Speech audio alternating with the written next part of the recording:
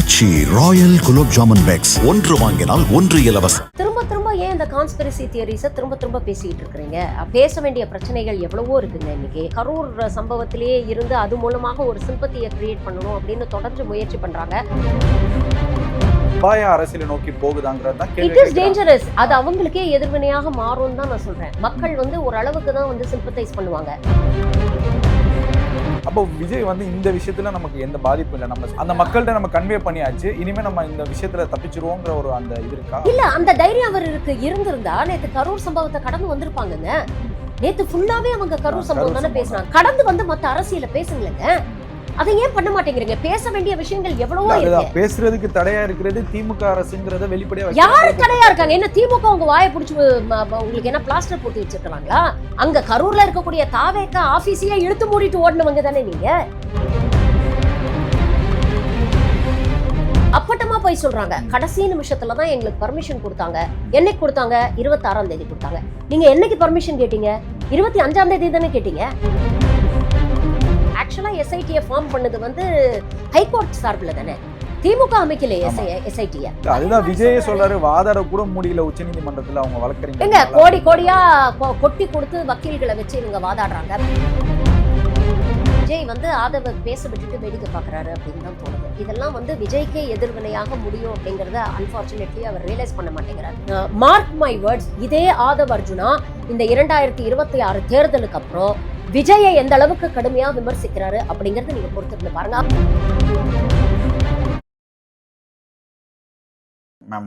வணக்கம் தோழர். கரூர் துயர சம்பவத்திற்கு பின்பு அந்த கட்சியினுடைய தலைவர் ஒரு பொது வெளியில கட்சியுடைய நிர்வாகிகள் மத்தியில ஒரு பொதுக்குழு நடக்குது. அதுலதான் இப்ப வராரு முதல் முறையா. இதுக்கு முன்னாடி அந்த மக்கள் எல்லாம் சந்திச்சாரு, அதுவும் தனித்தனி அறையில சந்திச்சாரு. அந்த மாதிரி செய்திகள்லாம் வந்துச்சு. இப்போ இந்த பொதுக்குழுங்கிறது ஒரு கட்சியுடைய அடுத்த கட்ட நடவடிக்கைகள், அடுத்த கட்ட நகர்வுகளுக்காக தான் அந்த கட்சி நடத்தும். ஆனா இதுலயுமே திருப்பியுமே விஜயா இருக்கட்டும், ஆதவ அர்ஜுனா இருக்கட்டும், மற்ற நிர்வாகிகள் இருக்கட்டும், எல்லாருமே திமுகங்கிற அந்த ஒற்றை கட்சியை தொடர்ந்து தாக்குறத நீங்க எப்படி பாக்குறீங்க? முதலா இல்ல, அதுல இருந்து அவங்க ஆக்சுவலா கடந்து வரணும். மை பர்சனல் ஒப்பீனியன் இஸ், வழக்கு இப்போ சிபிஐல இருக்கு. என்ன ஏது அப்படிங்கறத விசாரிக்க போறாங்க. நீங்க தான் சொல்றீங்க நீதி வெல்லும் அப்படின்னு சொல்றீங்க. உண்மையிலேயே உங்க மேல தப்பு இல்லைன்னா அதை சிபிஐல விசாரிச்சு சொல்ல போறாங்க. திரும்ப ஏன் இந்த கான்ஸ்பிரசி தியரிஸை திரும்ப பேசிக்கிட்டு இருக்கிறீங்க அப்படிங்கிற ஒரு விஷயம் இருக்குல்ல. ஏன் அதை பண்றாங்க? இதை கடந்து பேச வேண்டிய பிரச்சனைகள் எவ்வளவோ இருக்குங்க. இன்னைக்கு எஸ்ஐஆர் அவ்வளோ தூரம், இன்ஃபேக்ட் நேற்று அந்த கூட்டம் நடக்கும்போது தான் ராகுல் காந்தியோட ப்ரெஸ் மீட் நடந்து அவ்வளோ பரபரப்பாக பேசப்பட்டது. எஸ்ஐஆரில் எவ்வளோ குளறுபடிகள் இருக்குது அப்படிங்கிறத பேசுகிறோம். இன்ஃபேக்ட் தாவேகா சார்பிலேயே அவங்க அதை எதிர்க்கிறாங்க, அதை நிறுத்தணும் அப்படின்னு தான் பேசுகிறாங்க. ஸோ நிறைய விஷயங்கள் இருக்குது. எனக்கு என்னமோ இவங்க அதுலேயே ஒரு டுவெல் பண்ணி அந்த கரூர் சம்பவத்திலேயே இருந்து அது மூலமாக ஒரு சிம்பத்தியை கிரியேட் பண்ணணும் அப்படின்னு தொடர்ந்து முயற்சி பண்ணுறாங்க. இது அவங்களுக்கே எதிர்வினையை ஏற்படுத்துமோ அப்படின்னு தான் எனக்கு தோணுது ஃப்ராங்க்லி. ஏன்னா நீங்கள் கரூர் சம்பவத்தை நீங்கள் பேச இதற்கான எதிர்வினைகள் தொடர்ந்து வந்துகிட்டே தான் இருக்கும். நீங்க எவ்வளவு தூரம் கான்ஸ்பிரசி தியரிஸ் பேசுறீங்களோ அவ்வளவு தூரம் உங்கள் மீது இருக்கக்கூடிய குற்றச்சாட்டுகளை எதிர்கட்சிகள் ஹைலைட் பண்ணிட்டு தான் இருப்பாங்க. நேத்து கூட நீங்க பாத்தீங்கன்னா கான்ஸ்பிரசி தியரிஸையே திரும்ப பேசுறாங்களே தவிர உங்களை நோக்கி எழுப்பப்பட்ட கேள்விகளுக்கு விஜய் அங்க பதிலே சொல்லலையே. 8:45 வர வேண்டிய ஒரு கூட்டத்துக்கு நீங்க ஏன் லேட்டா வந்தீங்க? எந்த இவ்வளவு விஷயங்கள் நடந்திருக்கு, நிறைய சம்பவங்கள் நடந்திருக்கு. எந்த இடத்துலயும் கூட தாவேகாவின் மீது ஒரு சில தவறு இருந்தால் நீங்கள் மன்னித்துக் கொள்ளலாம்ங்கிற அந்த வார்த்தையை கூட அவங்க பயன்படுத்தல. இந்த பிம்பத்தையே தொடர்ந்து திமுக தான் முழுக்க காரணம். இந்த 41 பேர் உயிரிழந்ததற்கும் திமுக தான் காரணம்ங்கிற அந்த பிம்பத்தை தொடர்ந்து தன்னுடைய கட்சி ஆதரவாளர்கள் முன்னிலையில அதை ஏற்படுத்துவதுங்கிறது ஒரு அபாய அரசியலை நோக்கி போகுதாங்கிறது தான் கேள்வி. It is dangerous. அது அவங்களுக்கே எதிர்வினையாக மாறும் தான் நான் சொல்றேன். மக்கள் ஒரு அளவுக்கு தான் சிம்பத்தைஸ் பண்ணுவாங்க. நீங்க அதன் மூலமா திரும்ப சிம்பத்தி தேட முயற்சி பண்ணீங்கன்னா ஒரு கட்டத்துல மக்களும் எரிச்சல் அடைவார்கள். அப்ப இதுல மக்களுடைய ஒப்பீனியன் அப்படின்னு நீங்க பாத்தீங்கன்னா தாவேகா காரங்களை விட்டுருங்க, திமுக காரங்களை விட்டுருங்க. இப்போ தாவேகா காரங்க என்ன நம்புறாங்க? இதுக்கு விஜய் பொறுப்பே கிடையாது, முழுக்க காவல்துறை பொறுப்பு, திமுக செய்யற சதி அப்படிங்கிறது அவங்களுடைய நம்பிக்கையா இருக்கு. திமுக தரப்புல முதல்வர் ஆரம்பத்துல ரொம்ப நாகரிகமான ஒரு காணொலி அவர் வெளியிட்டார். அவர் சொன்னார், எந்த ஒரு தலைவருமே தன்னுடைய தொண்டர்களுக்கு இப்படி நடக்கணும்னு விரும்ப மாட்டாங்க, இதுல என்ன இருக்கோ அதை முறையா விசாரிக்கிறோம் அப்படின்னு தான் சொன்னாங்க. பட் நீங்க கான்ஸ்பிரசி தியரிஸை ஃப்ளோட் பண்ண ஆரம்பிச்சதுக்கு அப்புறம் தான் திமுக தரப்புல இருந்து கடுமையான எதிர்வினைகள் வந்தது. இப்போ நேத்து கூட விஜய் வந்து மேடையில பேசுறாரு, என்ன கொலகாரம் மாதிரி போர்ட்ரே பண்ண முயற்சி பண்றாங்க அப்படின்னு சொல்றாங்க. திமுகங்கறத சொல்றாரு. இல்ல பட் அந்த வன்மத்தை சட்டப்பேரவையிலே முதல்வர் கக்குறாருங்கறத இல்ல. ஆக்சுவலா அதுதான் ரெண்டு விஷயங்கள். ஒண்ணு, திமுக கிட்ட இருந்து ஏன் இவ்வளவு ஸ்ட்ராங்கான ரியாக்ஷன் வந்தது? முதல்ல நீங்க வந்து இது ஒரு சதி திட்டம் அப்படின்னு சொல்லி குறிப்பிட்ட ஒரு அமைச்சர் மீதோ இல்ல திமுக அரசின் மீதோ நீங்க ஒரு பழியை சொல்லும் பொழுது இன்டைரக்டா நீங்க என்ன சொல்றீங்க? சதி செஞ்சு இப்படி ஒரு விஷயம் பண்ணிட்டாங்கன்னா தெரிஞ்சே கொலை பண்ணிட்டாங்கன்னு கொலகார பட்டத்தை நீங்க தானே வந்து திமுக மீது சுமத்த முயற்சி பண்றீங்க. அப்படி நீங்க செய்யும் பொழுது உங்க மேல வந்து ஒருத்தர் வந்து என்ன கொலகாரன்னு சொல்றாங்க, நீங்க எவ்வளவு தூரம் ரியாக்ட் பண்றீங்களா? அப்ப அதே குற்றச்சாட்டை நீங்க இன்னொருத்தர் ஒரு நபர் மீது எந்தவித அடிப்படை ஆதாரங்களும் இல்லாம எந்த தரவுகளும் இல்லாம ஒரு கான்ஸ்பிரசி தியரியை ஃப்ளோட் பண்ணும்போது அந்த ரியாக்ஷன் அவங்க கிட்ட இருந்து வருது நியாயமான ஒரு விஷயம் தானே. ஒரு அரசியல் கட்சி அதை உட்காந்து வேடிக்கை பார்த்துட்டு இருக்குமா? இல்ல நீங்க சொல்லக்கூடிய கான்ஸ்பிரசி தியரிஸை ஒரு அரசும் வேடிக்கை பார்த்துட்டு இருக்குமா? ஏன் வந்து அதிகாரிகள் வந்து பேட்டி கொடுக்குறாங்க அப்படின்னு கேக்குறாங்க. இது வெரி சிம்பிள் லாஜிக்குங்க. நீங்க வந்து சமூக வலைதளங்கள்ல அவ்வளவு அவதூறுகளை நீங்க பரப்புறீங்க, அவ்வளவு கான்ஸ்பிரசி தியரிஸை நீங்க ஃப்ளோட் பண்றீங்க. ஒரு அரசு தரப்புல இருந்து அதுக்கு விளக்கம் கொடுக்கணும்ல. இப்ப சட்டமன்றத்துல முதல்வர் அவர்கள் பேசுறாருன்னா முதல்வர் வந்து இல்லாதது பொல்லாததையும் பேசல, இருக்கிற ஃபேக்ட்ஸை பேசினார். நீங்க என்னைக்கு நேத்து கூட பாருங்க, அப்பட்டமா போய் சொல்றாங்க. கடைசி நிமிஷத்துலதான் எங்களுக்கு பர்மிஷன் கொடுத்தாங்க. என்னைக்கு கொடுத்தாங்க? 26ஆம் தேதி கொடுத்தாங்க. நீங்க என்னைக்கு பர்மிஷன் கேட்டீங்க? 25ஆம் தேதி தானே கேட்டீங்க. அப்ப எப்படி அதை கடைசி நிமிஷத்துல கொடுத்தாங்கன்னு நீங்க சொல்ல முடியும்? சரி, கரூர் ப்ரோக்ராமே முதல்ல நீங்க ஆக்சுவலா உங்களுடைய ஷெட்யூல் ப்ரோக்ராம்ல கரூரே கிடையாதுங்க. நாமக்கல் கரூரே கிடையாது. நீங்க அன்னைக்கு வந்து வடசென்னை திருவள்ளூர் தானே பண்ண வேண்டியது. அப்ப ஏன் திடீர்னு நீங்க ஏன் உங்க ப்ரோக்ராம மாத்துனீங்க? அப்ப லாஸ்ட் மினிட்ல எல்லாத்தையும் மாத்துனது நீங்க. அதுக்கப்புறம் கடைசி நிமிஷத்து வரைக்கும் எங்களுக்கு வந்து பர்மிஷன் கொடுக்கல, ஏற்பாடு பண்றதுக்கு எங்களுக்கு நேரம் இல்லை அப்படின்னு நீங்க அரசு மீது பழி சுமத்துவது எந்த விதத்துல? இதுல பொதுவாகவே நான் பப்ளிக் இருக்கக்கூடிய இம்ப்ரெஷன் சொல்றேன். ஒரு தரப்பினர் தாவேகாவை பின்பற்றக்கூடியவர், விஜயோட ரசிகர்களுக்கு அவங்களுடைய ஒப்பீனியன், இதுக்கு முழுக்க முழுக்க அரசு தான் பொறுப்புன்னு. திமுக ஆதரவாக பேசக்கூடியவர்களுக்கு என்ன ஒப்பீனியன் இருக்குன்னா, இதுல அரசு என்ன தவறு, இதுல வந்து விஜய் தரப்புலதான் அவங்க வந்து சரியா கிரௌட மேனேஜ் பண்ண தவறிட்டாங்க அப்படிங்கிறது அவங்களுடைய குற்றச்சாட்டா இருக்கு. ஆனா பெரும்பாலான பொதுமக்களுடைய பார்வை எப்படி இருக்கும்னா, அரசும் பொறுப்பு, காவல்துறை வந்து இவங்களுக்கு வந்து லாஸ்ட் மினிட்ல இவ்வளவு கூட்டம் கூட்டினதுக்கு இவங்க ஏன் பர்மிஷன் கொடுத்தாங்க, இவங்க கொஞ்சம் ஸ்ட்ரிக்டா இருந்திருக்கலாம் அப்படிங்கறத தாண்டி விஜயும் இதுல மாரல் ரெஸ்பான்சிபிலிட்டி எடுத்துக்கணும் அப்படிங்கிறது தான் பெரும்பாலான மக்களுடைய ஒரு ஒப்பீனியனா இருக்கு. இதை வந்து நான் வந்து நிறைய பேர்கிட்ட பேசுனதுனால நான் சொல்றேன். வெறும் சோஷியல் மீடியால இருக்கக்கூடிய ஒப்பீனியன்ஸை வச்சு ஒரு ஜெனரல் ஐடியாக்கு நம்ம வர முடியாது. அந்த சோஷியல் மீடியா ஒப்பீனியனை வச்சு தான் ஆதவ் போன்றவர்கள் மற்ற நிர்வாகிகளும் பேசுறாங்களா? எக்ஸாக்ட்லி. சோஷியல் மீடியால அவங்க ஒரு நரேட்டிவை செட் பண்ணணும் அப்படின்னு முயற்சி பண்றாங்க. அது சோஷியல் மீடியால ஒர்க் ஆகுங்க, கிரவுண்ட் லெவல்ல அது ஒர்க்கே ஆகாது. சோஷியல் மீடியாங்கிறது என்ன, நாட் ஈவன் 10% ஆஃப் அதுதான். இப்ப இவங்க சினிமா போலவே வந்து அடிப்படை மக்கள்கிட்ட கொண்டு போய் சேர்க்கிற விஷயத்துல சினிமா போன்ற காட்சிகளே திருப்பி திருப்பி கொண்டு வரணும்னு நினைக்கிறாங்களாங்கிறத நான் கேட்கிறேன். அவங்களுடைய அரசியலே மக்களை மதிக்கலையா, இல்ல மக்களுடைய உணர்வுகளை அவங்க புரிஞ்சுக்கலையாங்கிற ஒரு கேள்வி இருக்கு. இல்ல விஜய் ஒரு புதிய கட்சி வருது அப்படின்னா அது ஆளுகின்ற திமுக மட்டும் எதிர்க்க வேண்டிய அவசியம் இல்ல. அதிமுகவும் எதிர்க்கணும், பாஜகவும் எதிர்க்கணும், காங்கிரஸும் எதிர்க்கணும். அப்படி இருக்கிறப்ப ஒரு புதிய கட்சி திமுகவுக்கு போட்டி நாங்க மட்டும் சொல்றப்ப அப்ப அதிமுக ஈஸியா வந்து தவேகாவை வளர விட்டுருமா, பாஜக வளர விட்டுருமாங்கிற இன்னொரு கேள்வி வரும். இல்ல ஆக்சுவலா இந்த என்டையர் ஃபியாஸ்கோல வந்து அசிங்கப்பட்டு நிக்கிறது பாவம் எடப்பாடி அவர்கள் தான். ஏன்னா இந்த அளவுக்கு சப்போர்ட் பண்ண முடியாதுங்கிற அளவுக்கு சட்டமன்றத்துல வந்து விஜய்க்கு ஆதரவா அவர் பேசினார். இன்ஃபேக்ட் முதல்வரே ஒரு கேள்வி கேட்டார், உங்க கட்சிக்காரங்களுக்கு கூட நீங்க இவ்வளவு சப்போர்ட் பண்ண மாட்டீங்க சார், ஏன் இப்படி பேசுறீங்க? ஆக்சுவலா நீங்க பாத்தீங்கன்னா எடப்பாடி அவர்கள் வந்து முதல்ல பேசும்போது ரொம்ப ரெஸ்பான்சிபிளா பேசினாரு. முதல்ல அவர் கொடுத்த இந்த சம்பவம் நடந்த உடனே அவர் கொடுத்த ஒரு பிரஸ் மீட் நீங்க பாத்தீங்கன்னா, இதுல 2 பேர் மீதியும் தவறு இருக்கு, இது என்னங்கறத பாக்கணும், 2 பேரும் காவல்துறையும் இதுல வந்து பிரச்சனை இருக்கு, விஜய் தரப்புலயும் வந்து இதுல நிறைய தவறுகள் இருக்கு, பின்னடைவுகள் இருக்குன்னு பேசினார். அதுக்கப்புறம் பாவம் அவருக்கு எங்கேருந்து என்ன அழுத்தம் வந்ததுன்னு தெரியல, முழுக்க முழுக்க அரசு தான் காரணம் அப்படின்னு சொல்லி விஜயை சப்போர்ட் பண்ணி பேச ஆரம்பிச்சாரு. பட் இன்னைக்கு அதே அதிமுகவை நேத்து வந்து மேடையில் ஆதவ அர்ஜுனா அசிங்கப்படுத்துறாரு, கேவலப்படுத்துறாரு, சிறுமைப்படுத்தி பேசுறாரு, எடப்பாடியுடைய ஆளுமையை சிறுமைப்படுத்தி பேசுறாரு. அப்ப இதை வந்து அதிமுக யோசிக்கணும். நேத்துல இருந்து நீங்க பாத்தீங்கன்னா இவங்க இந்த பொதுக்குழு நடந்ததுக்கு அப்புறம் நீங்க பாத்தீங்கன்னா மெயின் ஸ்ட்ரீம் மீடியால டிபேட்ஸ்ல அதிமுக ஆதரவாக கலந்து கொள்ளக்கூடியவர்கள் அப்படியே அவங்களுடைய நிலைப்பாடை மாற்றி விஜய் கட்சியினரை பொலபொலன்னு பொலந்துட்டு இருக்காங்க. அப்போ இது எடப்பாடி வந்து ஐ திங்க் எங்கேயோ ஒரு இடத்துல ஹி மிஸ்கால்குலேட்டட் நினைக்கிறேன் இன்னைக்கு. அதனால அவர் வந்து இன்னைக்கு வந்து ஒரு தர்ம சங்கடமான நிலையில நிறுத்தப்பட்டிருக்கிறாரு.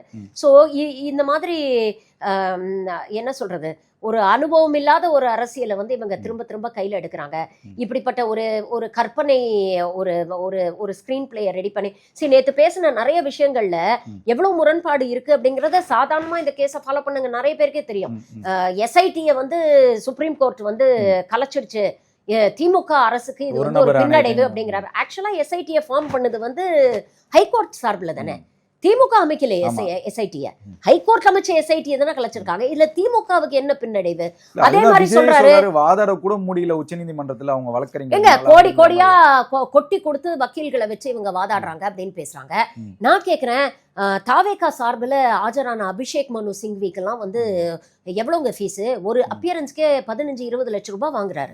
அப்ப நீங்க செலவு பண்ணலையா லட்சக்கணக்கா? ஆதவ் அர்ஜுனாக்கு எதுக்கு அவ்வளோ பெரிய வக்கீல், பப்ளிக் டிஃபெண்டர்? நீங்க அவ்வளோ ஏழையான கட்சி, அவ்வளோ நேர்மையான நியாயமான கட்சினா பப்ளிக் டிஃபெண்டர்ஸை வச்சு வாதாட வேண்டியதானே? நீங்க ஏன் லட்சமா கொட்டி கொடுக்குறீங்க? சரி, கரூர்ல பாதிக்கப்பட்ட 2 குடும்பங்களை ஏமாத்தி கையெழுத்து வாங்கி நீங்க கொண்டு போய் சுப்ரீம் கோர்ட்ல கேஸ் ஃபைல் பண்ணீங்கல்ல, அவங்களுக்கு ஆஜரான வக்கீல்களுக்கு யாரு காசு கொடுத்தா? அவங்களுக்கு லட்சமா கொடுக்குற அளவுக்கு அந்த குடும்பங்களுக்கு வந்து பொருளாதார வலிமை இருக்கா? அப்ப யாரு கொடுத்தா? அவங்களுக்காக யார் ஸ்பெண்ட் பண்ணா? இதெல்லாம் நம்ம கேட்கலாம்ல. ரொம்ப ஆப்வியஸா தெரியுதுல்ல. மேடையில ஏறி பச்சை போய் பேசுறது வந்து விஜயோட பேச்சு வந்து இந்த மற்ற பேச்சுக்களை விட நேற்று பொதுக்குழு பேசுறப்போ சற்று வித்தியாசம் தெரிஞ்சிச்சு. ஏற்கனவே வந்து இந்த பொதுக்குழுக்கு முன்பே வந்து அந்த கரூர் மக்களை வந்து தனித்தனியா சந்திச்சிருக்காரு ஒவ்வொரு குடும்பத்தோட. அதுல திமுக தரப்புல இருந்து சொன்னாங்க, சில ஆதாரங்களை அளிப்பதற்கான முயற்சியும் அங்க நடந்திருக்குங்கிற திமுக தரப்பு வாதங்கள்லாம் வச்சாங்க. அப்போ விஜய் வந்து இந்த விஷயத்துல நமக்கு எந்த பாதிப்பும் இல்லை, நம்ம ஸ்டாண்டா தைரியமா களத்துல இறங்கலாங்கிறது தான் இப்போ மேற்கோள் காட்டுறாரா அப்படிங்கிறத நான் கேட்கிறேன். அந்த மக்கள்கிட்ட நம்ம கன்வே பண்ணியாச்சு, இனிமே நம்ம இந்த விஷயத்துல தப்பிச்சிருவோங்கிற ஒரு அந்த இது இருக்கா? இல்ல, அந்த தைரியம் அவருக்கு இருந்திருந்தா நேத்து கரூர் சம்பவத்தை கடந்து வந்திருப்பாங்கங்க. நேத்து ஃபுல்லாவே அவங்க கரூர் சம்பவம் தானே பேசுறாங்க. இப்ப தீர்மானம், அவங்க நிறைய தீர்மானங்கள் நேத்து நிறைவேற்றினாங்க. அதுல பாத்தீங்கன்னா நீங்க இந்த டெல்டா விவசாயிகள் பிரச்சனை, இந்த மாதிரி பல பிரச்சனைகளுக்கு வந்து தீர்மானம் நிறைவேற்றிருக்காங்க. அதெல்லாம் பத்தி பேசுங்களேன். நீங்க கடந்து வாங்க ஃபர்ஸ்ட். நீங்களே கடந்து வர மாட்டேங்கிறீங்களே. நீங்களும் திரும்ப திரும்ப அதே கான்ஸ்பிரசி அரைச்சமாவே தானே நீங்க அரைச்சிட்டு இருக்கீங்க. அப்ப மக்களுக்கு ஒரு சலிப்பு வரும்ல. இப்ப நீங்க கரூர் சம்பவம் முடிஞ்சு கிட்டத்தட்ட 40 நாளைக்கு அப்புறம் நீங்க வெளியில வரீங்க, ஒரு சிறப்பு பொதுக்குழு கூட்டுறீங்க அப்படின்னா நீங்க அடுத்த கட்டம் என்ன பண்ண போறீங்க அப்படிங்கறத தான் மக்கள் எதிர்பார்ப்பாங்க. இப்ப எதிர்ப்புகள் வந்து உங்களுக்கு எங்க இருந்து வருது? நீங்க வந்து மக்களை, அந்த 41 பேர் பாதிக்கப்பட்டவங்களை நீங்க வந்து மகாபலிபுரத்துக்கு கூப்பிட்டு பாத்தீங்க அப்படிங்கிறதுக்கு எதிர்வினை வந்து திமுகவில இருந்து வரதை விட அதிகமாக உங்க கட்சியை சேர்ந்தவர்களே நிறைய பேர் சோசியல் மீடியால பதிவு போட்டாங்கல்ல. அப்ப அவங்களுக்கே தெரியுது இல்ல, இது எங்கேயோ தவறு, இது தப்பு, இது வந்து நம்ம மனசாட்சிக்கு ஏற்புடையது இல்ல அப்படிங்கறது அவங்களுக்கே தெரியுது இல்ல. சரி, நீங்க காலில் விழுந்து மன்னிப்பு கேட்டுட்டீங்க, யூ ஹவ் அப்சார்வ்ட் யுவர்செல்ஃப் நினைச்சீங்கன்னா நீங்க ஏன் கடந்து வர மாட்டேங்கிறீங்க? திரும்ப ஏன் பொதுமக்கள் கிட்ட ஒரு சிம்பத்தியை வந்து நீங்க எதிர்பார்க்கறீங்க? உங்க மேல எதுவும் தப்பு இல்ல அப்படிங்கறதுல நீங்க கான்பிடென்ட்டா இருக்கீங்க, நீதி வெல்லும் அப்படின்னு நீங்க பதிவு போடுறீங்கன்னா கடந்து வந்து மத்த அரசியல பேசுங்களேங்க. அதை ஏன் பண்ண மாட்டேங்கிறீங்க? பேச வேண்டிய விஷயங்கள் எவ்வளவோ இருக்கு. பேசுறதுக்கு தடையா இருக்கிறது திமுக அரசுங்கிறத வெளிப்படையா யாரு தடையா இருக்காங்க? என்ன திமுக உங்க வாயை பிடிச்சு உங்களுக்கு என்ன பிளாஸ்டர் போட்டு வச்சிருக்காங்களா? மத்த அரசியல் கட்சிகள் எல்லாம் பேசலையா? இப்ப அதிமுக பேசலையா? பாஜக விஜயை மட்டுமே டார்கெட் பண்ணுதா திமுகங்கற? யாருங்க டார்கெட் பண்ணாங்க? யார் டார்கெட் பண்ணாங்க? 40 நாள் வீட்லயே அடைஞ்சு கிடங்கன்னு திமுக சொல்லுச்சா? வெளியில வந்து அரசியல் பண்ணாம வீட்டுக்குள்ள அடைஞ்சு கிடந்தது நீங்க. 20 நாள் வந்து இரண்டாம் கட்ட தலைவர்கள்லாம் தலைமறைவாடுங்கன்னு திமுக பேசாதீங்க அவங்க சொல்றாங்க. நீங்க தானே என்ன விரட்டி விட்டீங்க, போலீஸ் தானே வர வேணாம்னு சொன்னாங்க. ஏங்க அப்படி இருந்தா அத அன்னைக்கே சொல்லிருக்கலாமேங்க. இப்ப நீங்க திருச்சி ஏர்போர்ட்டுக்கு போற வழியில அங்கே நிப்பாட்டி சொல்லிருக்கலாமே. நீங்க அவ்ளோ தைரியசாலி. இன்னைக்கு வந்து நீங்க வந்து மீடியால சவால் விடுறீங்க, இன்னைக்கு வந்து தொட்டு பார், எங்களை மிரட்டி பார் அப்படின்லாம் இன்னைக்கு சவால் விடுறீங்கல்ல. இந்த வீராப்ப அன்னைக்கு காமிச்சிருக்கலாமேன்னு கேக்குறேன். ஏன் ஓடி போனீங்க? 20 நாளா ஏன் தலைமறைவா இருந்தீங்க? அங்க களத்துல நின்னது யாரு? அங்க கரூர்ல இருக்கக்கூடிய தாவேகா ஆபீஸையே இழுத்து மூடிட்டு ஓடினவங்க தானே நீங்க. இன்னைக்கு வந்து ஏன் இந்த வெட்டி வீராப்பு பேசுறீங்கன்னு கேக்குறேன்னா, அப்ப ஏன் அந்த அந்த அந்த வீராப்பு, இந்த வீராப்பு ஏன் இன்னைக்கு அவ்வளோ தைரியமான ஆளா நீங்க இருந்தீங்கன்னா ஏன் அந்த போட்ட ட்வீட்டை ஏன் டிலீட் பண்ணீங்க? இன்னைக்கு மிரட்டுறீங்கல்ல, அன்னைக்கு தைரியமா நிக்க வேண்டியது தானே. அதை டிலீட் பண்ணிட்டு ஏன் கோர்ட்ல போய் யாரோ மனநலம் சரியா இருக்கிறவங்க இந்த ட்வீட்டை போட்டிருந்தாலாவது நீங்க ஏதாவது நடவடிக்கை எடுக்கலாம். இதெல்லாம் அறியாமையில போட்ட ட்வீட் அப்படின்னு ஏங்க நீங்க போய் வாதாடுறீங்க? இப்ப அதுதான் அந்த ஒரு கேள்விதான் கேட்கிறேன். இப்ப ஆதவ் அந்த ஒரு பதிவு பண்ணியிருந்தாரு, நேபாளம் வங்கதேசம் போன்ற. இப்ப அதே தான் நேத்து பேசியிருக்காரு. நீங்க கை வச்சீங்க அப்படின்னா கல்லூரி மாணவர்கள் எல்லாம் உங்க வீடை தேடி வருவாங்க, அப்போ ஒரு புரட்சி வருங்கிறத ஒரு பதிவு செய்யறாரு. இது என்னத்தை கன்வே பண்ண போறாரு? அதாவது திமுகவுக்கு எதை கன்வே பண்ண பாக்குறாரு, இல்ல தொண்டர்களுக்கு எதை கன்வே பண்ண பாக்குறாரு? சாதாரண திராவிட கட்சிகள் போன்ற அரசியலை இப்ப தாவேகா எடுக்கலையாங்கிறத நான் கேள்வியா கேட்கிறேன். ஏன்னா ஒரு தலைவர் இருக்காரு, தலைவரை மீறி ஒரு பொறுப்பாளர் பேசக்கூடிய அந்த விஷயம்ங்கிறது ஒரு பெரிய சர்ச்சையா இருக்குல்ல. இல்ல இதெல்லாம் விஜய் ஆதவ பேச விட்டுட்டு வேடிக்கை பாக்குறாரு அப்படின்னு தான் தோணுது. இதெல்லாம் விஜய்க்கே எதிர்வினையாக முடியும் அப்படிங்கறத அன்பார்ச்சுனேட்லி அவர் ரியலைஸ் பண்ண மாட்டேங்கிறார். ஏன்னா இவர் கண்டதை பேசிட்டு இருக்காரு. உண்மையிலேயே அப்படி இளைஞர்கள் உங்கள் பக்கம் நிப்பாங்க, உங்க பக்கம் திரள்வாங்கன்னா போராட்டம் பண்ண வேண்டியது என்னங்க? கரூர் விஷயத்துல எங்களை விக்டிமைஸ் பண்றாங்கன்னு போராட்டம் யார் தடுத்தவங்கள? கரூர்லயே கூட போய் போராட்டம் பண்ணுங்க, இல்ல சென்னையில எங்கேயாவது ஒரு இடத்துல நீங்க போராட்டம் பண்ணிருக்க வேண்டியது என்னங்க? யாருங்க உங்களை புடிச்சு வீட்டுக்குள்ள அடைச்சு வச்சது? யாருங்க உங்களை ஏதாவது ஹவுஸ் அரெஸ்ட்ல வச்சிருந்தாங்களா? உங்க மீது வழக்கு கூட பதிவு பண்ணல இந்த அரசு. உங்க மீது வழக்கு கூட பதிவு பண்ணல. உங்க இரண்டாம் கட்ட தலைவர்கள் மீது தானே அப்படி பதிவு பண்ண வழக்கிலேயே புஷி ஆனந்த் பெயில் வாங்கும் போது என்ன சொன்னாரு? இது சதின்னு சொல்லியிருக்க வேண்டியதுதானே. இத சதி அப்படின்னு சொல்லலையே, விபத்துன்னு சொல்லி தானே நீங்க பெயில் கேட்டீங்க. அப்போ உங்களுடைய நிலைப்பாடுலயே உங்களுக்கு ஒரு ஸ்திரத்தன்மை இல்ல. உங்களுக்கு தேவையான இடத்துல, உங்களுக்கு சௌரியமான இடத்துல விபத்துன்னு சொல்லிக்கிறீங்க, உங்களுக்கு சௌரியமான இடத்துல நீங்க இது ஒரு சதி அப்படின்னு சொல்றீங்க. அப்போ உங்க மேல எப்படி மக்களுக்கு நம்பிக்கை வரும்? குறைஞ்சபட்சம் ஒரு மாரல் ரெஸ்பான்சிபிலிட்டி எடுத்துக்கிட்டு நேத்து பகிரங்கமா நீங்க ரூம்ல பல பேருக்கு காலில் விழுந்து நீங்க மன்னிப்பு கேட்டீங்க அப்படின்னு உங்க தரப்புல கசிய விடப்படக்கூடிய செய்திகளை மக்கள் நம்பணும் அப்படின்னு நினைக்கிறீங்க. ஆனா வெளிப்படையா அழுத அன்பில் மகேஷ் நீங்க நடிப்பு அப்படின்னு சொல்லி நீங்க குற்றம் சாட்டுறீங்க. ஒரு வாரம் முன்னாலதான் கல்வியில் சிறந்த தமிழ்நாடுன்னு ஒரு சிறப்பா ஒரு நிகழ்ச்சியை நடத்தி அவ்வளவு குழந்தைங்களை அவர் அங்க அந்த மேடையில ஏத்தி அழகு பார்த்திருக்கிறாங்க. அப்படிப்பட்ட நீங்க கண்ணுக்கு எதிராக ஒரு 8 வயசு 10 வயசு குழந்தையெல்லாம் இறந்து கிடக்கும் பொழுது யாரா இருந்தாலும் உங்களுக்கு கண்ணு கசங்குங்க. யாரா இருந்தாலும் அவங்களுக்கு நீங்க அப்படி அந்த கூட்ட நெரிசல்ல அவ்வளோ அந்த ஒரு அன்பார்ச்சுனேட் சர்க்கம்ஸ்டான்சஸ்ல இறந்து போன குழந்தைகள் பெண்களை பார்க்கும்போது யாருக்கா இருந்தாலும் இல்ல அதத்தான் சொல்றேன். உங்களுக்கு நீங்க எல்லாத்தையுமே ஷூட்டிங் ஸ்பாட்டா பயன்படுத்துறதுனால அந்த காமலக்காரனுக்கு கண்டதெல்லாம் மஞ்சள்னு சொல்லுவாங்கல்ல, அந்த மாதிரி நீங்க எல்லாத்தையுமே ஷூட்டிங்கா பாக்குறதுனால உங்களுக்கு பாக்குறவன் ஷூட்டிங் பண்றான் அப்படிங்கிற நினைப்புலதான் நீங்க இருக்கீங்க. இது உங்களுடைய பார்வையில கோளாறு. நடக்கிற விஷயங்கள்ல இல்ல, உங்களுடைய பார்வையிலேயே அந்த இயல்பிலேயே உங்களுக்கு அந்த கோளாறு இருக்கு. பாக்குறவன் சுத்தி இருக்கிறவன்லாம் நம்மளுடைய எதிரி, சுத்தி இருக்கிறவன்லாம் நம்மளதான் டார்கெட் பண்றான், சுத்தி இருக்கிறவன்லாம் நம்மள நோக்கிதான் சதிவலை பண்றான் அப்படின்னு நீங்களா ஒரு கற்பனை உலகத்துல வாழ்ந்துட்டு இருக்கீங்க. இது இல்ல அரசியல். இதை தாண்டி வாங்க. கரூர் சம்பவம் நடந்து போச்சு, இட்ஸ் அன்பார்ச்சுனேட். இதுல எல்லாருக்குமே ரெஸ்பான்சிபிலிட்டி இருக்கு. குறைஞ்சபட்சம் அந்த ரெஸ்பான்சிபிலிட்டி, அந்த அக்கௌண்டபிலிட்டி எடுத்துக்கக்கூடிய ஒரு அரசியல் நாகரிகமோ மாரல்ஸோ எத்திக்ஸோ உங்களுக்கு இல்ல அப்படிங்கிறது இந்த சம்பவத்துல வெளிச்சத்துக்கு வந்துருச்சு. Okay, it is happened. கடந்து வாங்க. இன்னும் அடுத்த நிறைய விஷயங்கள் இருக்குல்ல, அதெல்லாம் எப்போ பேச போறீங்க? இன்னும் 5 மாசத்துல தேர்தல் வரப்போகுது. எஸ்ஐஆர்னால எல்லா மக்களுடைய வாக்குரிமையும் பாதிக்கப்படும் போது இதுல உங்களுடைய ரசிகர்களும் அடக்கம். இந்த எஸ்ஐஆர் பத்தி அந்த தெளிவான புரிதல் அந்த ரசிகர்களுக்கு இருக்கான்னு தெரியல. ஒரு கட்சி தலைவர் இருக்கிறப்ப தலைவருடைய பேச்சை மீறி ஒரு அதிகமான பேச்சுக்களை மற்ற ஒரு நிர்வாகி பேசுறப்ப அது ஒரு சர்ச்சையாகுது அப்படின்னு தெரிஞ்சும் விஜய் அமைதி காப்பதுங்கிறது ஒரு ஆபத்தை கொண்டு போய் கருத்தா இருக்கு. இப்ப இந்த இடத்துல திருமாவளவனுடைய செய்திகளை இப்ப பார்க்க முடியுது. இதனாலதான் ஆதவ அர்ஜுனனை தொலைநோக்கு பார்வையோட திருமாவளவன் கையாண்டாருங்கிற ஒரு கேள்வி வைக்கப்படுது. அப்போ திருமா ஒரு சரியான பாதையில தான் ஆதவ அர்ஜுனனை சரியா பயன்படுத்தியிருக்காருங்கிற ஒரு கேள்வி வைக்கிறாங்க. அதை எப்படி நீங்க பாக்குறீங்கன்னு கேக்குறேன். இல்ல அவர் ரொம்ப சென்சிபிளா ரொம்ப மெச்சூர்டா தான் அவர் நடவடிக்கை எடுத்தார். ஆதவ அர்ஜுனா விசிகேல இருக்கும் பொழுது பேசின பேச்சுக்கள் சர்ச்சையா. நம்ம எப்படி தாவேக்காவை ஆபத்தான வழியில ஆதவ் கொண்டு போறாருங்கிறத பேசுறோமோ, இந்த ஆபத்து விசிகாவுக்கும் வந்துருங்கிற அச்சம் அங்க ஏற்பட்டிருக்கு. இல்ல கண்டிப்பா அந்த அச்சம் இருக்கிறதுனாலதான் அவர் கண்டிச்சாரு. உண்மையிலேயே ஆதவ அர்ஜுனா ஆக்சுவலா அவர் கட்சியை விட்டு ஆதவ அர்ஜுனா நீக்கல. நீங்க ரொம்ப தெளிவா நீங்க பாத்தீங்கன்னா 6 மாசம் அவர் சஸ்பெண்ட் தான் பண்ணாரு. அப்போ உண்மையிலேயே உங்களுக்கு நீங்க பேசக்கூடிய தலித் அரசியலோ இல்ல நீங்க பேசக்கூடிய அந்த பட்டியலின மக்களுக்கான அரசியலோ நீங்க உண்மையிலேயே உளமார்ந்து நீங்க பேசியிருந்தீங்கன்னா அந்த 6 மாசம் நீங்க பொறுமையா இருந்திருப்பீங்களே. உங்களுக்கு அந்த பொறுமை இல்லைல்ல. அடுத்த கிரீனர் பாஸ்டர்ஸ் எங்க இருக்கு, அடுத்த நமக்கான ஆப்பர்ச்சுனிட்டிஸ் எங்க இருக்கு அப்படின்னு பிச்சுக்கிட்டு போறதுல முயற்சியில தானே நீங்க இருந்தீங்க. அதுக்கப்புறம் போய் ஒரு அம்பேத்கர் புக்கு வெளியீட்டு விழா நடத்தினீங்க, அங்க நீங்க பேசுனீங்க. அதுக்கப்புறம் ஏதாவது ஒரு மேடையில ஆதவ அர்ஜுனா ஒரு தலித் முதலமைச்சர் முதலமைச்சர் ஆகணும் அப்படிங்கிற அரசியல பேசியிருக்காரா? அதுக்கப்புறம் அவர் டோட்டலா அதை கடந்து வந்துட்டார் பாருங்க. இன்னைக்கு அதை பேசவே மாட்டேங்கிறார்.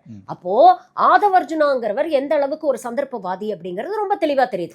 நேத்து கூட ஒரு கேள்வி வைக்கிறாங்க. விஜய்க்கு டெஃபினட்டா ஆபத்தானவருங்க. மார்க் மை வேர்ட்ஸ், இதே ஆதவ் அர்ஜுனா இந்த 2026 தேர்தலுக்கு அப்புறம் விஜயை எந்த அளவுக்கு கடுமையா விமர்சிக்கிறாரு அப்படிங்கறத நீங்க பொறுத்திருந்து பாருங்க. அந்த காலமும் வரும். இன்னைக்கு எந்த அளவுக்கு கடுமையாக திமுகவையோ விசிகாவையோ விமர்சிக்கிறாரோ, இதே ஆதவ் அர்ஜுனா கொஞ்சம் கூட மனசாட்சி இல்லாம இன்னைக்கு எந்த அளவுக்கு விஜய்க்கு ஆதரவா பேசுறாரோ அதை விட பல மடங்கு கடுமையாக விஜயை விமர்சிக்கக்கூடிய காலம் வரும். ஆதவ் அர்ஜுனா போன்றவங்க எல்லாம் ஆப்பர்ச்சுனிஸ்ட். அவங்களுக்கு அரசியல் அப்படிங்கிறது ஒரு பொழப்பு. அவங்க பொறுத்த வரைக்கும் ஒரு தொழில். அவங்க அப்படிதான் அதை பாக்குறாங்க. அரசியல் அப்படிங்கறது ஒரு பேஷனா பார்க்கல.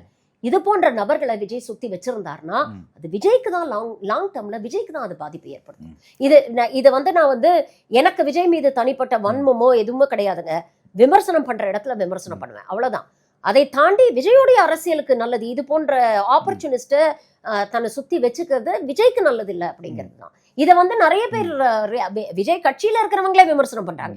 இப்ப நாம சொல்றது இருக்கட்டும், நம்ம சொல்றது சரி, நீங்க திமுக கைக்கூலி இல்ல விசிக ஆளு, அதனால நீங்க சொல்றீங்க அப்படிங்கிற விமர்சனத்தை கூட அவங்க வைக்கலாம். உங்க கட்சியில இருக்கிறவங்களே சொல்றாங்களே, உங்க சுத்தி இருக்கிறவங்க சரியில்லை, அவங்களெல்லாம் முதல்ல மாத்துங்கன்னு உங்க கட்சியில இருக்கக்கூடிய உங்களுடைய ரசிகர்கள், உங்களுடைய தொண்டர்கள் சொல்றாங்க. அரசியலுக்கு வந்துட்டா நிறைய மாற்றங்கள். நீண்ட நாளா உங்க கட்சியில பயணிக்கக்கூடிய உங்களுடைய ரசிகர்களா இருந்து இன்னைக்கு கட்சியில இருக்கக்கூடிய எத்தனையோ அனுபவசாலிகள் இருக்காங்கல்ல, அவங்க எல்லாம் தானே இன்னைக்கு கட்சியில இருந்து வெளியில வந்து உங்களை விமர்சிச்சுட்டு இருக்காங்க. அப்ப அவங்க சொல்றாங்கல்ல, இப்ப மணிகண்டன் வீராசாமி போன்றவர்கள்லாம் தொடர்ந்து அவரோட பல வருடங்கள் பயணித்தவருங்க. அப்போ அவர் அந்த அளவுக்கு இன்னைக்கு வெளியில அவர் விமர்சிக்கிறான்னா எவ்வளவு தப்பான ஆட்கள் உங்களை சுத்தி நீங்க வச்சிருக்கீங்க அப்படிங்கறத, உங்க மேல விமர்சனம் வைக்கிறது உங்க மேல இருக்கிற அக்கறையினால அப்படிங்கறத நம்ம பார்க்க முடியுது. அதை உணர முடியுது அவங்க பேசக்கூடிய அந்த பேச்சுல. அப்போ அத விஜய் ஐ திங்க் அதை ரியலைஸ் பண்றதுக்கும் இது என்ன சொல்றாங்க, பார்த்து திருந்துறது ஒரு வகை, பட்டு திருந்துறது ஒரு வகைன்னு பட்டு திருந்து வாராக இருக்கும். பல்வேறு கேள்விக்கு பதில் தமிழ். நன்றி மேடம். தேங்க்யூ.